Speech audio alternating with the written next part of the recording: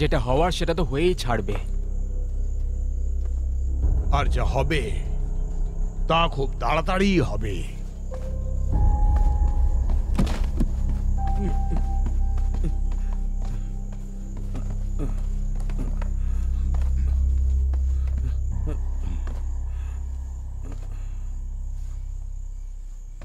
Duke, আমরা একে অপরকে অনেক বছর ধরে চিনি।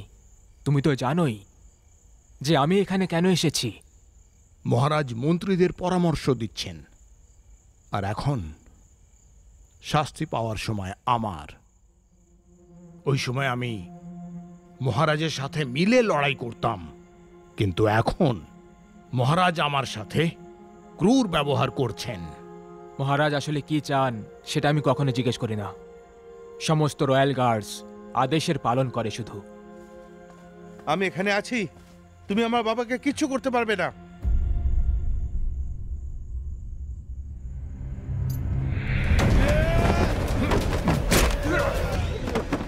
দাঁড়াও, আমার ছেলেকে মেরো না।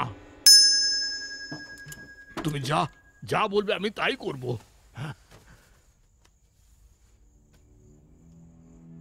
মহারাজ বলেছেন তোমার মৃত্যুর পর তোমাকে পৈতৃক মন্দিরে খুব সম্মান দেওয়া হবে। লি পরিবারের নাম বংশ হিসেবে চলে আসছে।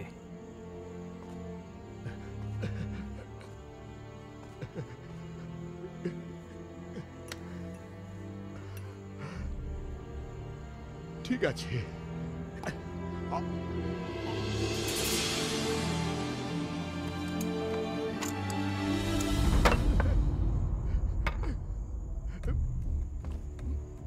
ধূর্ত শিয়ালকে মেরে কাজ শুরু করা হয়,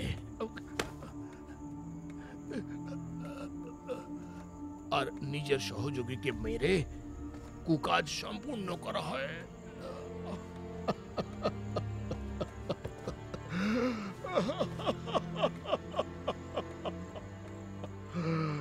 যাবতীয় সম্পর্ক সম্বন্ধ সব শেষ হয়ে গেছে।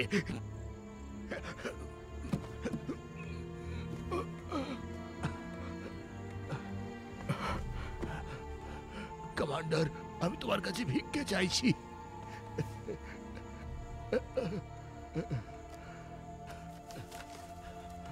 তুমি কি এটি মহারাজকে দিয়ে দিতে আমার সাহায্য করবে? আমি এটা ওনাকে অবশ্যই দেব।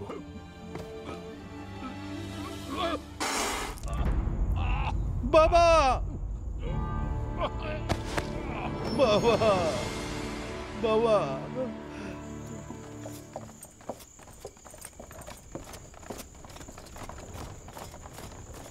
মহামান্য, মহামান্য, আপনি চিঠিটা নেননি? তোমার মনে হয় মহারাজ ওটা আদেও পড়বেন?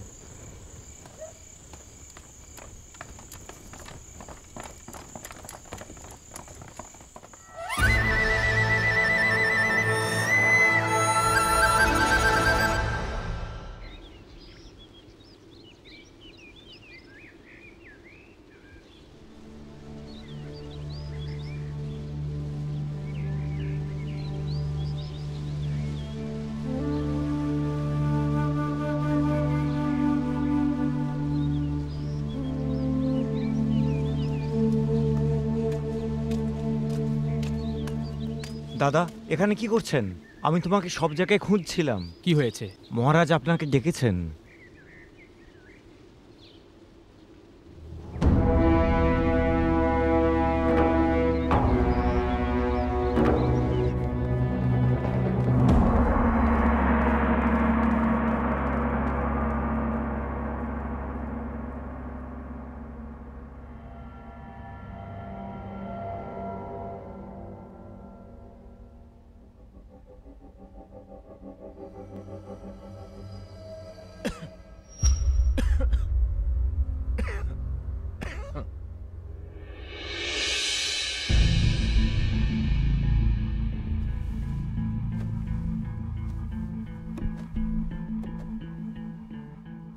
মহারাজ, আমায় ক্ষমা করুন।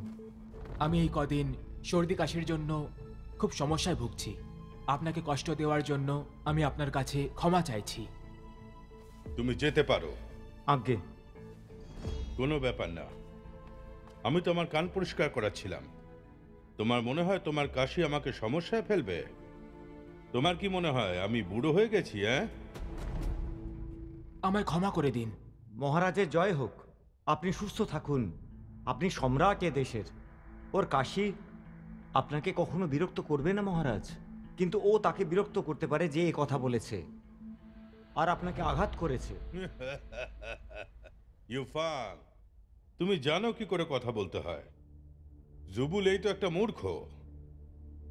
আমার মনে হয় তোমার মুখ্য সৈনিক হওয়া উচিত। আমার এই সাহস নেই মহারাজ, একদম নেই।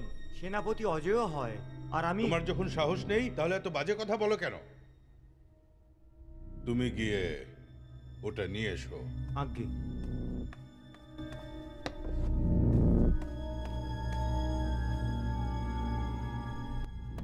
এই দেখো। কি?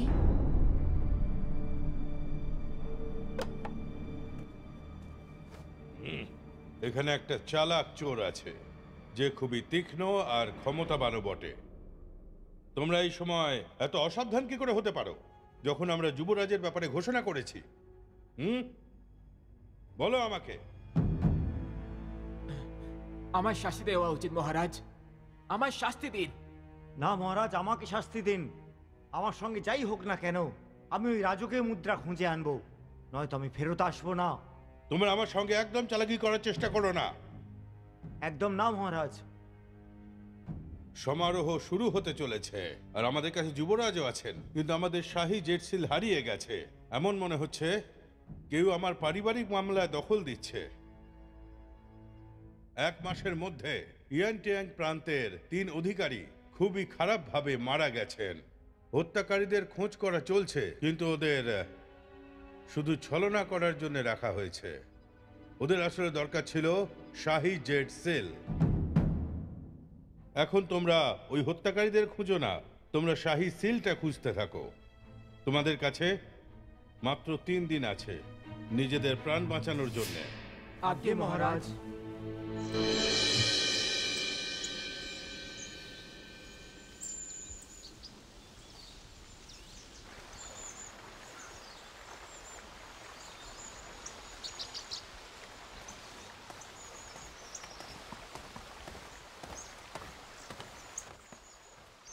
মহারাজ,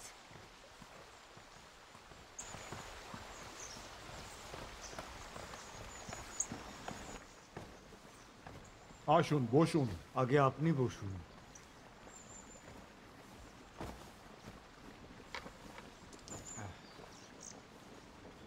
এতদিনে আপনি 2টো শহীদ স্মারক পেশ করেছেন, আর ওই দুটোই একেবারে আলাদা ছিল, তাই না? আগে আপনি আমায় শোক সভায় যেতে বারণ করলেন, আর তারপরে সেনার নেতৃত্ব করতে বললেন আমায়। আর যে শিলমোহরের আপনি ব্যবহার করেছেন সেগুলো একেবারেই আলাদা।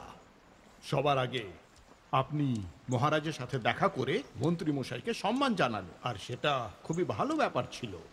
আর পরেরটা হচ্ছে খুবই গুরুত্বপূর্ণ রাজকীয় জেড শিলমোহর। এখন পর্যন্ত আমি কিছুই জানি না। মনে হচ্ছে এতে কোনো গন্ডগোল আছে। সব শুদ্ধ কজন ছিল? রাজকুমারিয়ান, এখন তুমি কি ভাবছো?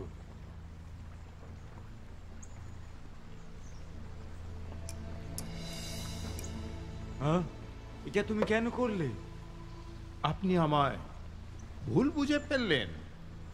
আমি বলতে চাইছি যে আমাদের সবকিছুই খাওয়া উচিত আর আনন্দে থাকা উচিত। মনে হচ্ছে তুমি মজা করছো। কিন্তু ব্যাপারটা হচ্ছে যে আমাকে যেতে হবে। আচ্ছা, আপনার কি এটা মনে হয় যে আমার বাবা আমায় পরখ করে দেখছেন? আমি বলতে চাই যে মহারাজ সবাইকে বিশ্বাস করেছেন,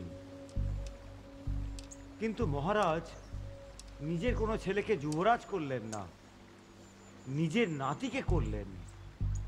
এতে সব রাজকুমাররা খুবই অসন্তুষ্ট। সেই জন্য মহারাজ এমনিতে ছেড়ে দেবেন না।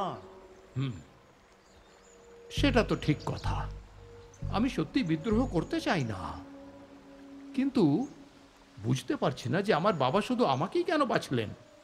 এই কথাটা তুমি ভালো করেই জানো বাবা। হ্যাঁ, না না, হ্যাঁ, আমি কি তোমায় জিজ্ঞেস করতে পারি যে তুমি জুবুলের খবর আসার অপেক্ষা করছো? জুবুলেই হচ্ছে রয়্যাল গার্ডদের সেনাপতি। যতক্ষণ পর্যন্ত ও কোনো বার্তা পাঠায় না আমি চিন্তিত থাকি। জুবুলে তো আপনার নিজের দত্তক সন্তান। ও মহারাজের সঙ্গে বহু বছর ধরে কাজ করছে, খুব বিশ্বাসী মানুষ সে। এখনো কি তুমি তার উপর ভরসা করতে পারো?